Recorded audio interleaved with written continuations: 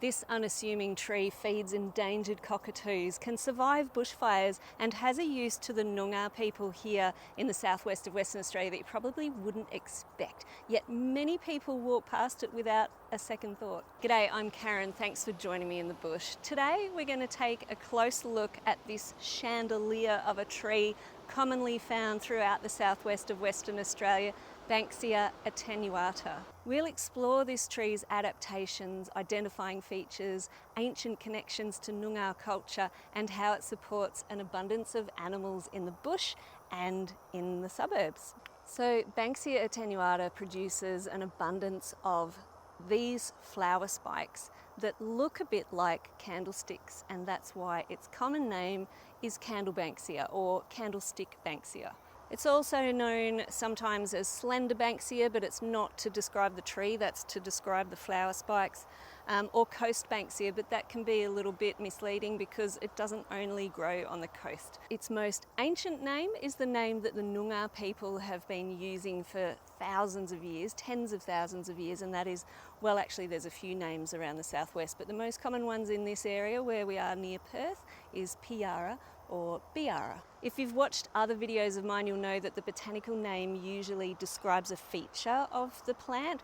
In this case, Banksia is the genus, it's named after Sir Joseph Banks, and attenuata is the species name.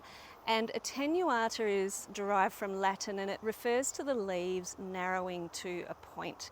And that's referring to the end that's closest to the stem. It narrows down into almost a point. So the Candlestick Banksia or Piara can be found all the way from Kalbarri in the north through to Bremer Bay in the south of southwestern Australia.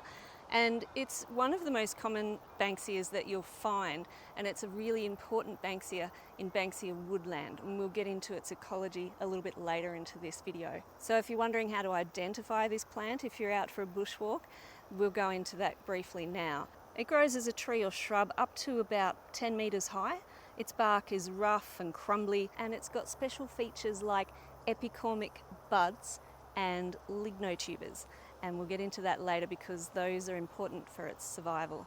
The leaves are quite leathery, sort of strap-like, and have these serrated margins. The edges are serrated, a bit like a serrated knife, but not quite strong enough to cut your tomatoes. On the underneath, they're a bit of a silver colour, and on the top, they're green.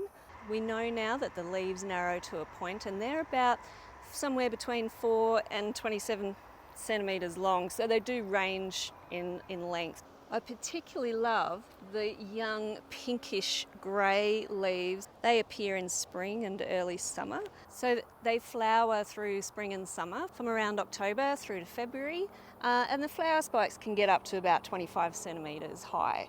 And if we look closely, you'll actually see this is a flower spike, it's not an individual flower. We have hundreds of individual flowers on here, and they grow in pairs. The flowers don't all open at the same time. They choreograph it so that they start from the bottom and gradually work their way to the top. Now, if the flowers are pollinated, 2 seeds with wings will grow inside each of these valves, and they are a much loved food of the endangered Carnaby's black cockatoos.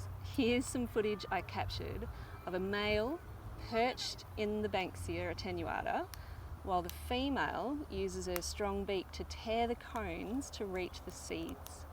And if she's lucky, she might even find some larvae, some weevil larvae or some grubs to feed on inside those Banksia cones as well. You'll often find, unless it's a very young tree flowering for the first time, that there'll be old flower cones on here as well as new flower cones because they hold on to their old flower cones for several years. These ones have opened up and dropped their seeds.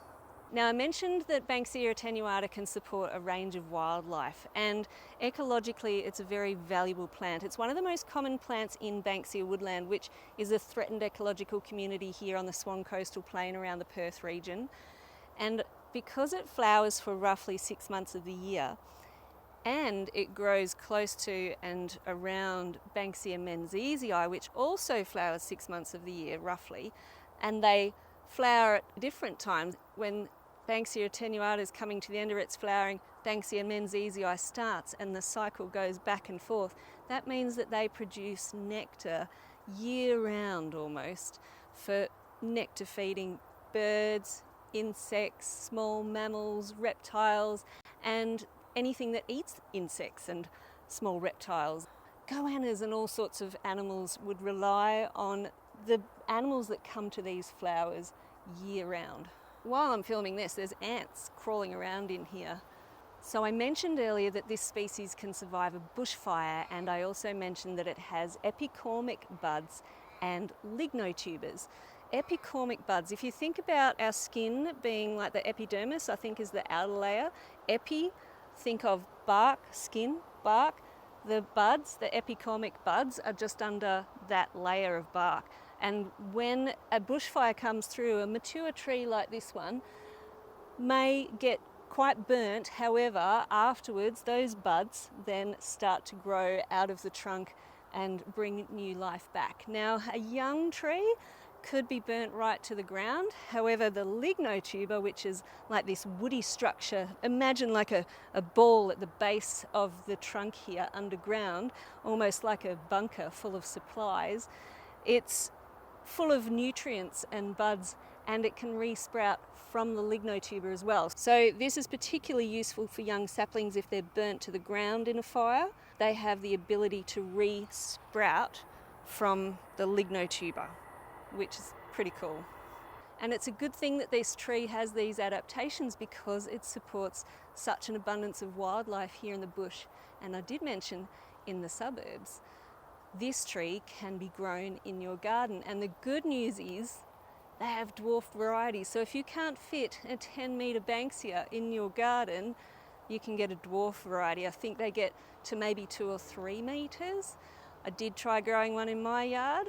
I think I've got too much limestone in my garden for their liking, so do check that your soil type is compatible with the plants that you choose for your garden. Soil type is important.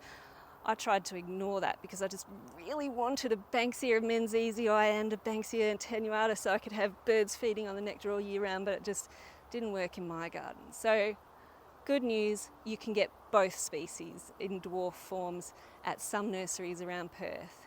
Now, I mentioned that these trees have an ancient connection to the Noongar people, and I say ancient because Noongar people lived here for tens of thousands of years, and that's a very long time. That's ancient.